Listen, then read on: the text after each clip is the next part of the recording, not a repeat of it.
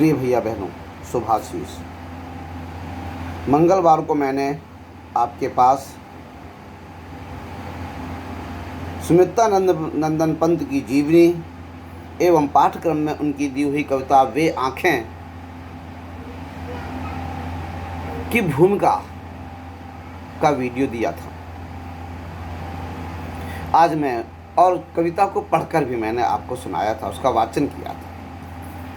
आज मैं आपके समक्ष उस कविता की व्याख्या आपको करके सुनाना चाहता हूँ, समझाना चाहता हूँ।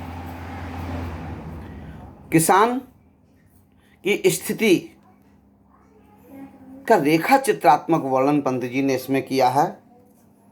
इस कविता के एक एक पंक्ति ऐसा लगता जैसे किसान की उस दीन दशा का चित्र सा खींचती चली आ रही। तो प्रस्तुत है कविता की व्याख्या।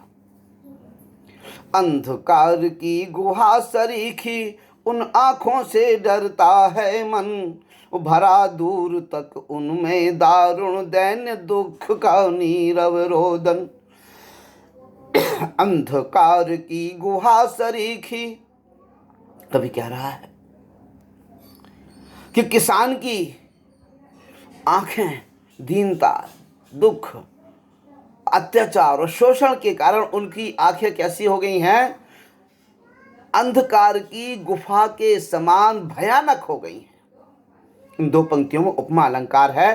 अंधकार की गुहा सरीखी उन आंखों से डरता है मन, आंखें उपमेय हो गई और अंधकार की गुहा उपमान हो गया और सरीखी वाचक धर्म हो गया और भयानकता ये लुप्त है।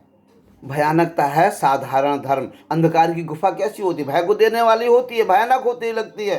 किसी अंधेरी गुफा में एकदम झांक कर देखो तो कैसा लगता है? भय सा लगता है, डर लगता है। तो भयानकता इसमें नहीं दी गई है, शब्द नहीं दिया गया, साधारण धर्म नहीं दिया गया है। साधारण धर्म क्या है?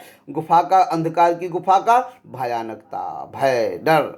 तो ये उपमा अलंकार है यहाँ पर कि अंधकार की गुहा सरीखी। उपमा अलंकार के 4 अंग, उपमेय, उपमान, साधारण धर्म, वाचक धर्म, 3 दिए गए इसमें। उपमेय आंखों, उपमान अंधकार की गुहा और वाचक धर्म सरीखी में समान। बाकी इसमें कर दिया है दीन, भयानकता। क्या क्या भरा उसमें? दारुण, दैन्य, दुख, नीरव, रोदन। तो इसका मतलब भाव क्या हुआ कि भयानकता। अंधकार की गुफा भयानक होती है, भय देने वाली होती है। तो ये जो साधारण धर्म है वो इसमें स्पष्ट रूप से नहीं दिया गया है, लुप्त उपमा अलंकार है, जिसमें एक अंग उसका लुप्त है कि अंधकार की गुहा सरीखी उन आँखों से डरता है मन, भरा दूर तक उनमें दारुण दैन्य दुख का नीरव रोदन। कवि कहता है, पंत जी कहते हैं किसान की स्थिति का वर्णन करते हुए कि किसान की उन आँखों को देखकर भय, डर लगता है। किन आँखों को? कि अंधकार की भयानक गुफा के समान दिखाई देने वाली किसान की उन आँखों को देखकर डर लगता है, जिनमें भरा क्या है कि जिन अंधकार की गुफा के समान गहरी और भयानक आँखों में दारुणमिस भयानक दैन्य, दीनता, दुख और नीरव रोदन, अर्थात जिसमें रुदन है, भयानक रुदन है, निराशापूर्ण रुदन है, चुपचाप गरीबी को, नीरव रोदन में चुपचाप गरीबी को सह लेने वाला रुदन है। किसी से कह भी नहीं पा रहा कि मेरी दयनीय स्थिति क्या। नीरवता का यहाँ भाव क्या है? वह अपनी उस गरीबी को किसी के सामने कह भी नहीं पा रहा, क्योंकि वह स्वाभिमानी किसान नहीं रहा था। वह किसी के आगे हाथ फैलाकर मांग भी नहीं पा रहा है। तो नीरव रोदन अर्थात चुपचाप सह लेने वाला रुदन भरा हुआ है। किसमें भरा हुआ है? उन आंखों में। अब वो किसान की स्थिति क्या थी? 2 पंक्तियों में अगली में, और उसका वह जीवन की स्थिति उसे कैसे छोड़कर चली गई है उसको भी देखिए। वह स्वाधीन किसान रहा, अभिमान भरा आंखों में इसका, छोड़ उसे मझधार आज संसार कगार सदृश बह निकला। वह स्वाधीन किसान रहा। कभी कह रहा कि वह किसान जो सदा स्वाधीन रहा करता था, स्वतंत्र रहा करता था, जो किसी के आगे हाथ नहीं फैलाता था, जो किसी के आगे नौकरी नहीं करता था, जो किसी के आगे झुकता नहीं था, स्वाधीन रहा करता था, स्वतंत्र रहा करता था, वह किसान। उसके अंदर स्वाभिमान, उसकी आंखों में स्वाभिमान चमकता था। उसकी आंखों में चमक थी, जिन चमक से जिनको देखकर लगता था कि यह इसका स्वाभिमान है, इसका स्वतंत्रता है, इसके जीवन के स्वातंत्र्य वो चमक आंखों की चमक के द्वारा दिखाई दे रहा है। आज उस दीनता ने, शोषण ने के कारण क्या हो गया है कि छोड़ उसे मझधार, आज संसार कगार सदृश वह निकला। उसका वह संसार, कौन सा संसार? उसकी खेती थी, किसानी थी, बैल थे, गाय थी, पुत्र थे, पुत्रवधू थी, पत्नी थी, बेटी थी, ये इसका संसार था छोटा सा। आज उसका वही सुखमय संसार उसी प्रकार उसे बीच मझधार में छोड़कर चला गया। जिस प्रकार कगार सदृश व कगार के समान, ठीक उसी प्रकार चला गया है जैसे कोई रेतीला किनारा टूटकर नदी के प्रवाह में बह जाता है। आज उसका वह संसार बीच मझधार में उसे छोड़कर ठीक उसी प्रकार चला गया है जैसे कोई कगार में से रेतीला किनारा टूटकर नदी में बहकर चला जाता है। ठीक उसी प्रकार आज उसका शोषण के कारण उसका संसार, अपना हंसता खेलता छोटा सा संसार, उसे बीच मझधार में छोड़कर चला गया। अर्थात आज वो केवल इस भयंकर दुख के सागर में अकेला डूब रहा है, मझधार में डूबता हुआ सा, उतराता हुआ सा दिखाई दे रहा, अकेला शून्य में खड़ा हुआ सा दिखाई दे रहा। अब उसकी आंखों में वे दृश्य घूम रहे हैं जो उसके संसार के दृश्य थे, उसके अपने संसार कि उसकी अपनी खेती, उसके अपने पत्नी पुत्र बच्चे आदि थे, वो उसका संसार। कि लहराते वे खेत दृगों में हुआ बेदखल वह अब जिनसे, वो हंसती थी उसके जीवन की हरियाली जिनके तृण तृण से। कि लहराते वे खेत दृगों में, कभी कहता है कि उस किसान की आंखों में आज भी वे खेत लहरा रहे हैं, उनकी फसलें लहरा रही हैं, जिन खेतों से आज उसे महाजन ने बेदखल कर दिया है, अर्थात उन खेतों को छीन लिया है उससे। हंसती थी उसके जीवन की हरियाली जिनके तृण तृण से, जिन खेतों की हरियाली, जिन खेतों के हरियाली के एक एक तिनके तिनके से उसके जीवन की हरियाली, जीवन में हरा भरापन आ जाता था, जीवन में आनंद की हरियाली आ जाती थी, जिनकी एक एक तिन से तिनके तिनके से, जिन खेतों के तिनके तिनके से उसके जीवन रूपी खेत में हरियाली आ जाती थी, आज उन किस खेतों से उसे बेदखल कर दिया है। वे खेत आज भी उसके आंखों में लहराते हुए से दिखाई देते। आंखों ही में घूमा करता वह उसकी आंखों का तारा, कारकुनों की लाठी से जो गया जवानी में ही मारा। आज भी उसकी आंखों में वो दृश्य दिखाई देता है, साकार सा दिखाई देता है कि उसकी आंखों के सामने ही कारकुनों, जमींदार या महाजन के कारिंदों ने लाठी से मार मार कर उसके बेटे की हत्या कर दी, भरी जवानी में उसके बेटे की हत्या कर दी। वह दृश्य आज भी उस किसान की आंखों में गूंज रहा है, दिखाई देता है, घूमा करता है आंखों में, कैसे मेरे बेटे को किस उस महाजन के कारकुनों अर्थात कारिंदों ने लाठी से मार मार कर उसकी हत्या कर दी थी। जो जवान था, अभी उसने इस जीवन के समस्त जीवन के संसार को देखा भी ठीक से नहीं था, भरी जवानी में ही उसकी मृत्यु हो गई थी।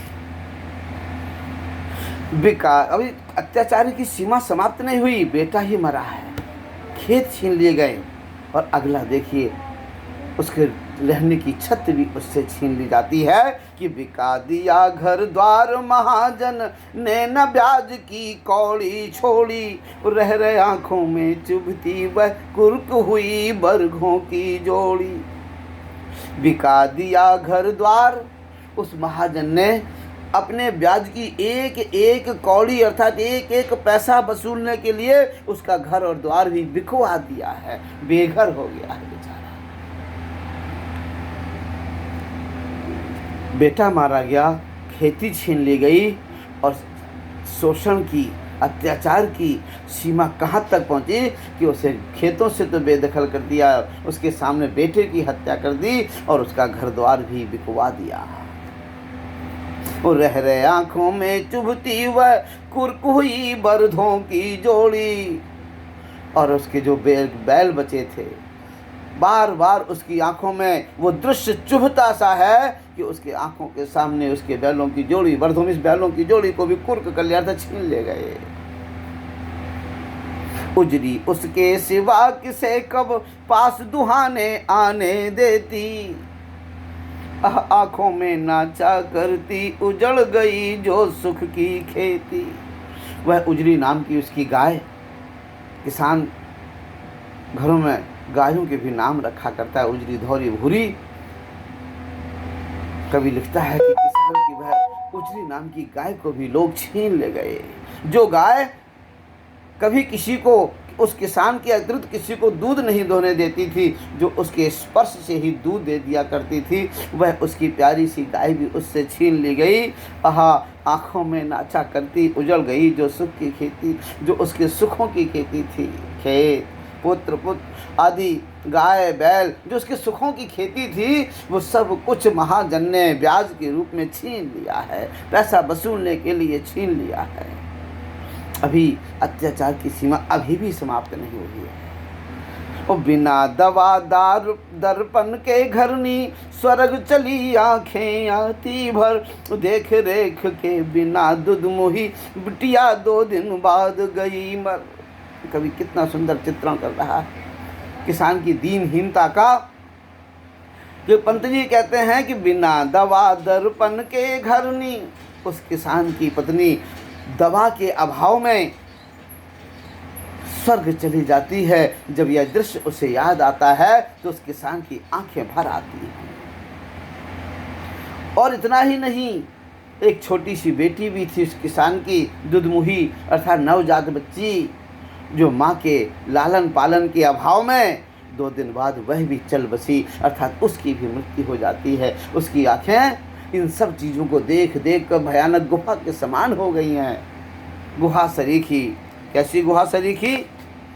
अंधकार की गुहा सरीखी, क्योंकि उसके सामने, उनकी आंखों के सामने उसका बेटा मारा गया, उसकी आंखों के सामने उसके खेत छीन लिए गए, उसका घर बिकवा दिया गया, उसके बैलों की जोड़ी छीन ली गई, उसकी वो गाय भी छीन ली गई, और इन सब अर्थाभावों में उसकी पत्नी मर गई, उसकी बेटी, एक दुधमुही बेटी भी मर गई। ये दृश्य उसकी वह अपनी आंखों से देखता जा रहा है। अभी एक दृश्य और बकाया है।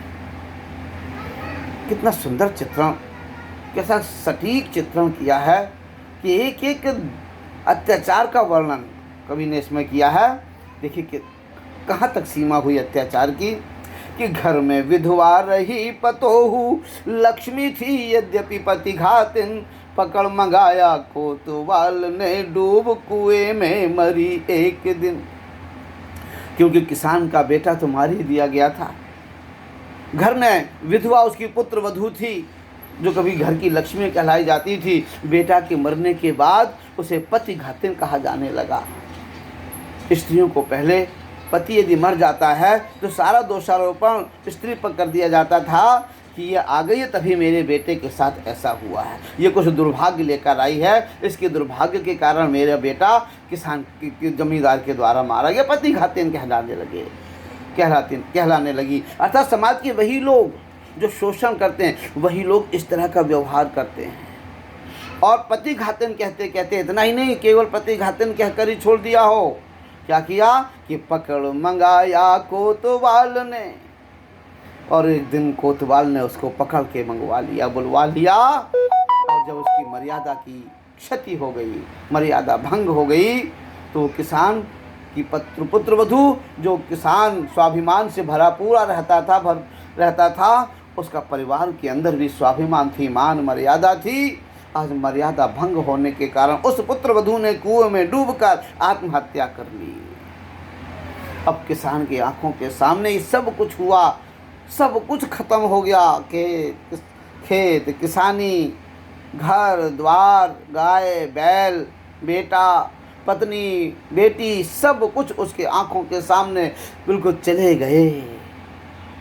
और अंत में बची थी उसके पुत्र वधू, उसका भी मर्यादा भंग, उसकी भी मान भंग करके कर दिया गया और उसने भी आत्महत्या कर ली। इसीलिए उसकी आंखें गहरी गुफा के समान, भयानक गुफा के, अंधकार की गुफा के समान हो गई हैं, जिसे देखकर कवि का मन भयभीत हो उठता है। अब एक कितना अच्छा चित्रण दिया कि पहले पत्नी मर गई तो दूसरी शादी तुरंत हो जाया करती थी। आज भी शादी तो लोग कर लेते हैं, कुछ लोग नहीं करते हैं। ये जो मर्यादा का पालन, एक पत्नी व्रत का पालन भगवान श्री राम के समय से शुरू हुआ है। पहले राजा लोग भी शादियाँ अनेक कर लिया करते, तो जीवित रहते ही कर लिया करते थे। लेकिन राम ने जो मर्यादा का पालन हमको सिखाया है संसार को, एक पत्नी व्रत का, समाज में एक पत्नी रखने का ही एक नियम सा बन गया। लेकिन उस समय पत्नी मरते ही क्या भाव था कि खैर पैर की ज्योति जोरी जोरू, मतलब स्त्रियों की प्रति मानसिकता क्या थी देखिए, कि पैर की जूती कहा जाता था। पंत जी ने इस शब्द को देकर उस समय की वास्तविकता का जो चित्रण किया है वो अद्वितीय है। खैर पैर की जूती जोरू, कि पत्नी तो, स्त्री तो पैर की जूती होती है, न सही एक दूसरी आती, एक चली गई तो दूसरी आ गई। मतलब इन दोनों पंक्तियों से उस समय स्त्रियों के प्रति लोगों की क्या भावना थी।